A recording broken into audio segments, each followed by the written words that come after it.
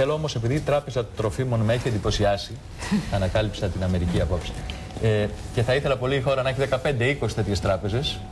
Έχουν προηγμένες κοινωνίες, πόσο μάλλον η Ελλάδα. Θέλω να κλείσετε την εκπομπή εσείς. Θέλω να στείλετε ένα μήνυμα από την λειτουργία και την επαφή που έχετε τόσα χρόνια με τα ιδρύματα που έχουν επιβιώσει επειδή υπάρχετε εσείς. Πώς μπορεί να στηθούν πολλές τέτοιες τράπεζες. Και τι ανάγκες έχετε τώρα, τι βοήθεια θέλετε και από ποιον τη θέλετε αυτή τη βοήθεια. Κοιτάξτε, οι ανάγκες είναι πάρα πολύ μεγάλες. Υπάρχουν ανάγκες σε όλα τα επίπεδα, κυρίως σε βασικά είδη διατροφής. Υπάρχει τρομερή ανάγκη σε οτιδήποτε δεν μπορείτε να φανταστείτε και σε εθελοντική εργασία που είπατε. Εγώ να κρατήσω λίγο αυτό με το οποίο καταλήξατε εσείς, τη σημασία αυτών των ιδρυμάτων που έρχονται να υποστηρίξουν άλλες ευαίσθητες κοινωνικές ομάδες. Είτε είναι άτομα με σωματικά προβλήματα, είτε είναι άτομα με χρόνιες ψυχικές νόσους. Ιδρύματα που φροντίζουν παιδιά σε υποβαθμισμένες περιοχές και σκεφτείτε πόσα παιδιά δεν καταλήγουν στα ναρκωτικά ή σε άλλα προβλήματα χάρη σε τέτοιες πρωτοβουλίες ευαίσθητων ανθρώπων που δίνουν όχι μόνο τα χρήματά τους, το χρόνο τους, τη ζωή τους ολόκληρη σε αυτά τα παιδιά.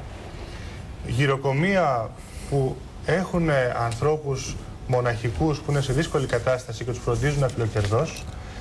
Και με όλα τα προβλήματα που αναφέρατε για το κράτος, η Τράπεζα Τροφίμων προσπαθεί με τις δυνατότητές της να στηρίξει αυτά τα ιδρύματα, να ξέρουν ότι θα μπορούν σε εβδομαδιαία βάση να έχουν από εμάς ό,τι μπορούμε να τους δώσουμε σε τρόφιμα, ήδη υγιεινής, καθαριστικά και απορρυπαντικά, οπότε να μπορούν να δώσουν την βασική τους δύναμη και τη βοήθεια που έχουν σε υπηρεσίες αυτούς τους ανθρώπους που έχουν πρόβλημα.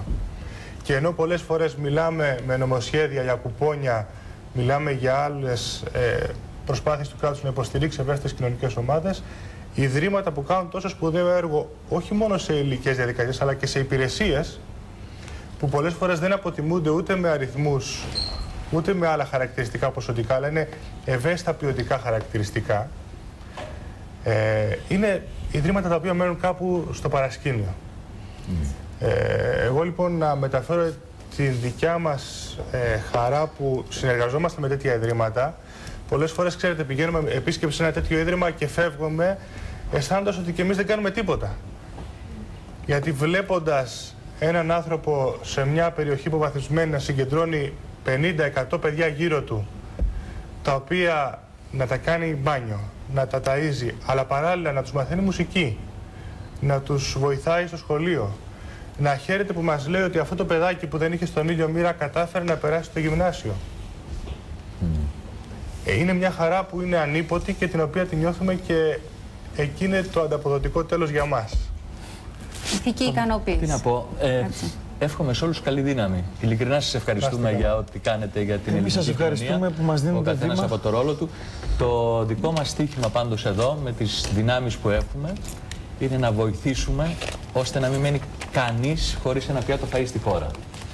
Αυτό όσο μπορέσουμε θα το επιδιώξουμε, γιατί το όπλο είναι η ενημέρωση, η επικοινωνία, να επικοινωνείς το μήνυμα. Και η ευαισθητοποίηση στη συνέχεια. Η ευαισθητοποίηση της κοινωνίας έρχεται με τη διάδοση του μηνύματος. Φαντάζομαι σε κάθε τέτοια εκπομπή θα αθροιστούν δυνάμεις ώστε να μην υπάρχει κανένα παιδί κυρίως μυστικό, κανείς με ειδικές ανάγκες χωρίς βοήθεια και κανείς άνθρωπος σε αυτή τη χώρα χωρίς ένα κρεβάτι να κοιμηθεί και χωρίς ένα πιάτο φαγητό. Και το στίχημα αυτής εδώ της εκπομπής, και θα το έχουμε κάνει, το έχουμε δείξει και θα το συνεχίσουμε, είναι να παρουσιάζουμε αυτά τα θέματα.